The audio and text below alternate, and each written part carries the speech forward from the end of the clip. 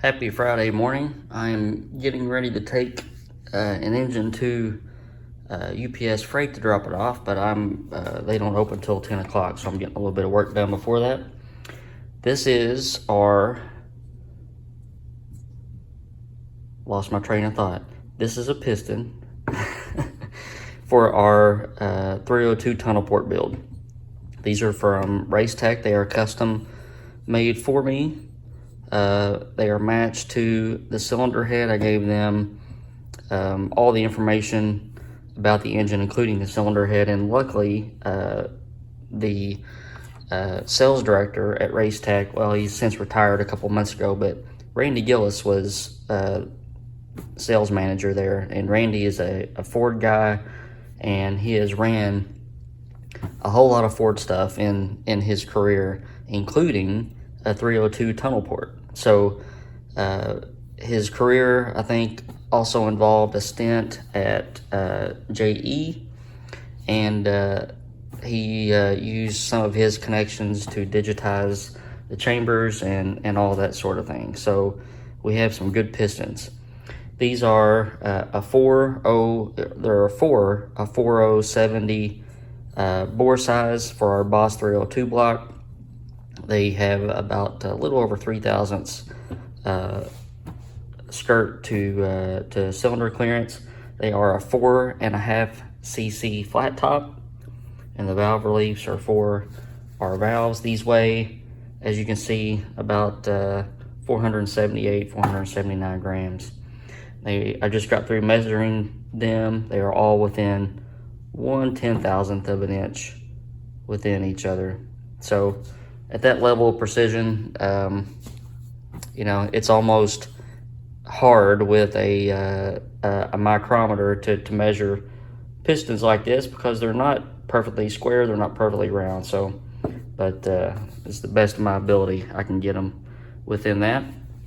Wrist pins are 927s, 127.7 grams, and we got some Hastings rings. These are 1515 3mm, and of course we got our Scat I-beam rods that I featured in previous videos with some calico coated rod bearings. These have the 7/16 cap screws, so those hold a lot of mule power. But what we're going to do now, I'm going to double check my piston to cylinder wall clearance, and we're going to match up the best I can the pistons to the rods, to the big end, to the little end, that sort of thing, so we don't have to do, hopefully, any grinding. And the way everything is measured up, I don't think I'm going to have to get to that point.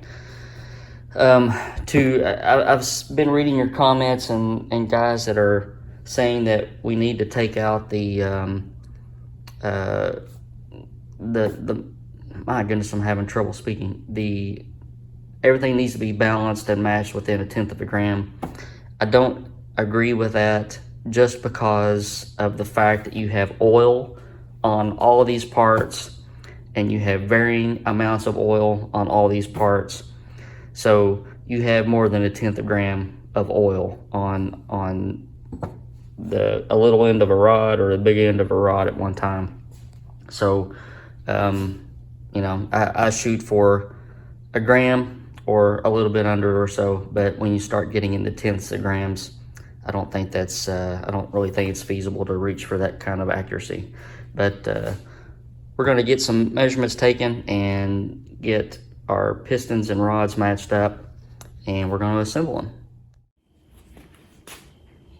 All right, so at this point, we're just going to go ahead and check everything about between 3 and 3.5 thousandths there. Same deal there. You just go through and check all 8. Make sure that your clearances are okay. People are human. It's possible to set a mic wrong, and then you set your bore mic wrong as a result, and then things happen, but that's why we check things. So at this point, I'm calling the piston The cylinder clearance is good, and I'm going to go through now and file fit my rings, my all-time favorite thing to do. That was sarcastic. All right, I took a little detour. I didn't want to file rings yet, so I put weight matched all of our pistons and rods and pins. Everything is under a half a gram. Again, the precision there, you know, you could say it matters, you could say it doesn't matter. I would go either way. When you figure up a bob weight, some guys add in 3 grams for oil, some guys add in 5 grams for oil. So, you know, when we're talking about grams of oil hanging on, you know, the big end of a rod or a little end of a rod or just the beam of the rod or whatever, you know, 1/10 of a gram doesn't really matter. But what I'm going to do now is hang the pistons on the rods, get everything together, assembled, and put them in a box and package them up away from dust and everything until assembly time comes. And here we are, assembled pistons and rods. Everything is really nice. So I'll get these covered up, boxed up, and they'll be ready for assembly time. And now it's time for me to pay the piper and file some rings. So for piston rings, we went to Hastings. Racetec usually supplies me with either Hastings or Total Seal rings. Again, these are 1.5 3mm ring pack. And we're going to gap these at 19 thousandths on the top and 21 thousandths on the second ring. My grinder makes quick work of it. It's pretty accurate, but it's still tedious and monotonous. So I don't like doing it, but we'll get her done. Had an added blessing of the top rings. Didn't need any cutting. Sometimes you get lucky like that, and they just need deburred. The second ring needed about 16 thousandths cut off, and the goal is to get it as square. I know it's hard for well, yeah, you might be able to see that. So square and parallel on the ends, and then you just deburr the ends. You don't bevel the ends, you don't grind the ends, you just lightly knock off whatever you break the edge there. So we're going to go through and get the rest of this done.